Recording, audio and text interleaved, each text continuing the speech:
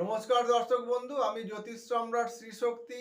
আজকে আমি আমার গুরুদেবকে প্রণাম জানিয়ে, আমার পিতামাতাকে প্রণাম জানিয়ে বাস্তু সংক্রান্ত বিষয় কিছু ছোট ছোট বিষয় নিয়ে আমি আপনাদেরকে আলোচনা করব, যেটা আপনাদের কিন্তু খুবই প্রয়োজনীয় এবং কার্যকারী এবং কাজে লাগার বিষয়। প্রথমেই বলে রাখি যে আপনারা যে বাস্তুর জমি কিনবেন বা ফ্ল্যাট কিনবেন, সেই ক্ষেত্রে থেকে আপনাদেরকে প্রথমেই দেখতে হবে যে আপনার এই জমিটা বা বাস্তু যে ফ্ল্যাট কিনছেন সেই ফ্ল্যাটটা চৌকোনা বা মানে চার কোনা, মানে আপনার আয়ত্তাকার বা বর্গাক্ষেত্রাকার জমিটা কিনা বা ফ্ল্যাটটা কিনা।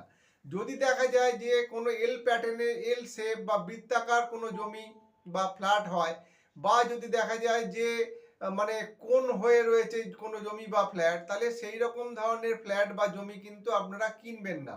অনেক ক্ষেত্রে আমি বাস্তু করতে গিয়ে দেখেছি যে অনেক ফ্ল্যাটে মানে ধরুন চারটে কোণ হয়, চারটে কোণ নেই, তার দেখা যাচ্ছে 9 কোণ বিশিষ্ট ফ্ল্যাট বা 10 কোণ বিশিষ্ট ফ্ল্যাট। তাহলে এই সব ফ্ল্যাটের মানে পুরো মানে সমানভাবে আয়ত্তাকার বা বর্গাক্ষেত্রাকার নয়। সেই সব বাস্তু বা ফ্ল্যাট কিনতে গেলে কিন্তু দেখা যাবে যে আপনার প্রথমেই যেটা দেখতে হবে সেই বিষয়টা কিন্তু আপনাকে মাথায় রাখতে হবে, না হলে কিন্তু আপনার দেখা যাবে যে ওই বাস্তুতে বাস্তু দোষ তৈরি হয়ে যাবে। এই বাস্তু দোষ থাকার জন্য কিন্তু আপনি অনেকাংশেই কিন্তু অসুবিধার সম্মুখীন হবেন।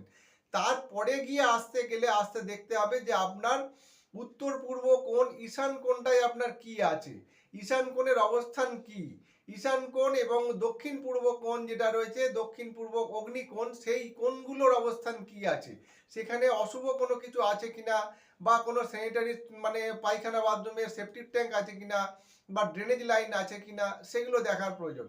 তারপরে আমরা আসবো উত্তর পশ্চিম কোণে আর আপনার দক্ষিণ পশ্চিম কোণে। এই কোণগুলোর অবস্থান কিন্তু পরবর্তী সময় দেখা হবে, কিন্তু প্রথমেই আপনাকে কিন্তু ঈশান কোণটাকে দেখতে হবে। যদি দেখা যায় ওই সব জায়গায় অসুবিধা আছে, তাহলে কিন্তু আপনার বাস্তু খুব একটা সুবিধার নয়। সেই রকম ধরনের বাস্তু জমি বা ফ্ল্যাট আপনি কিন্তু কিনবেন না। তাহলে কিন্তু আপনার কেনার ফলে কিন্তু আপনার দেখা যাবে পারিবারিক নানান রকম অশান্তির সৃষ্টি হবে, বা আপনি হয়তো আয় উন্নতি সেইভাবে করতে পারবেন না, এরকম জায়গায় কিন্তু সৃষ্টি হবে।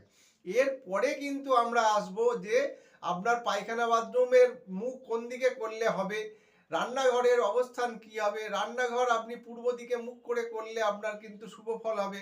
এবং আপনি ফ্রিজ কোথায় রাখবেন, বাড়িতে আপনি অন্যান্য খারাপ মানে খাবার জিনিস বা ডাইনিং টেবিল কোন পজিশনে রাখবেন, এগুলো কিন্তু এর পরবর্তী স্টেজ। কিন্তু প্রথমেই কিন্তু আপনাকে যেটা দেখতে হবে, জমির পজিশন, জমির আকৃতি কি, সেইটা কিন্তু আপনাকে জানা দরকার প্রথমেই। এবং ঈশান কোণ এবং অগ্নিকোণ, এই দুটো কোণকে কিন্তু আপনাকে প্রথমেই দেখে নিতে হবে।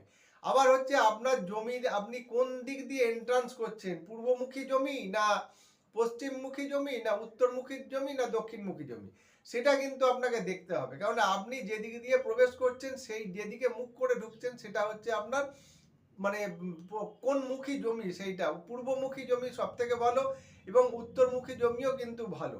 এইগুলো কিন্তু আমাদের পর্যালোচনা করতে হবে, দেখে তারপরে কিন্তু আপনি বাস্তু নির্বাচন করবেন, বা বাস্তু বা ফ্ল্যাট কেনার ক্ষেত্রে কিন্তু আপনি সঠিক সিদ্ধান্ত নেবেন। নাহলে কিন্তু আপনার বিশাল কিন্তু একটা অর্থের অপচয় বা আপনার পারিবারিক একটা মানে গৃহনৈতিক একটা গোলযোগ সৃষ্টি হবে। এর পরবর্তী সময় আমি আপনাদেরকে আলোচনা করব। আমার অনুষ্ঠান দেখুন, কোন দিকে কি করবেন, কোন দিকে কিরকম ভাবে কি জিনিস রাখবেন, কোন জিনিস রাখবেন না, এই নিয়ে।